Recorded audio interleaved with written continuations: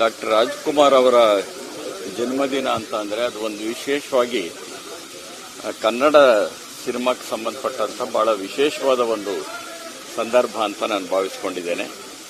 ಯಾಕೆ ಅಂತಂದರೆ ಡಾಕ್ಟರ್ ರಾಜ್ಕುಮಾರ್ ಅವರು ನಾಯಕರಾಗಿ ಬರದೇ ಹೋಗಿದ್ದಿದ್ರೆ ಕನ್ನಡ ಚಿತ್ರರಂಗ ಇಷ್ಟು ಅಭಿವೃದ್ಧಿ 1954ರಲ್ಲಿ 1934ರಲ್ಲಿ ಮೊದಲ ವಾಕ್ಚಿತ್ರ ಕನ್ನಡದಲ್ಲಿ ಬಂದದ್ದು.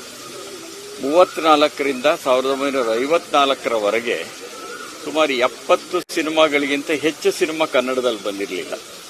ಆದರೆ ಡಾಕ್ಟರ್ ರಾಜ್ಕುಮಾರ್ ಅವರು 1954ರಲ್ಲಿ ನಾಯಕ ನಟರಾಗಿ ಪ್ರವೇಶ ಮಾಡಿದ್ದಾದ್ಮೇಲೆ ಕೇವಲ 14 ವರ್ಷದಲ್ಲಿ ರಾಜ್ಕುಮಾರ್ ಅವರು 100 ಸಿನಿಮಾಗಳನ್ನು ಪೂರೈಸಿದರು ಮತ್ತು 106 ಕನ್ನಡ ಸಿನಿಮಾಗಳು ಬಂದು.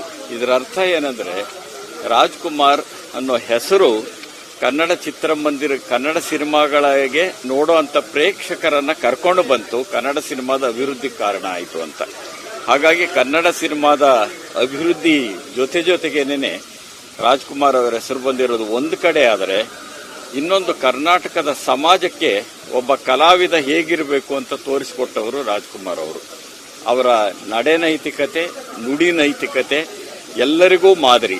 ವಿಶೇಷ ಅಂದರೆ ಯಾವುದೇ ಚಲನಚಿತ್ರ ಕಲಾವಿದರ ಬಗೆಗೆ ಬಂದಿಲ್ಲದೆ ಇರುವಷ್ಟು ಪುಸ್ತಕಗಳು, ಸುಮಾರು 150ರಷ್ಟು ಪುಸ್ತಕಗಳು ರಾಜ್ಕುಮಾರ್ ಅವರ ಬಗ್ಗೆ ಬಂದಿವೆ.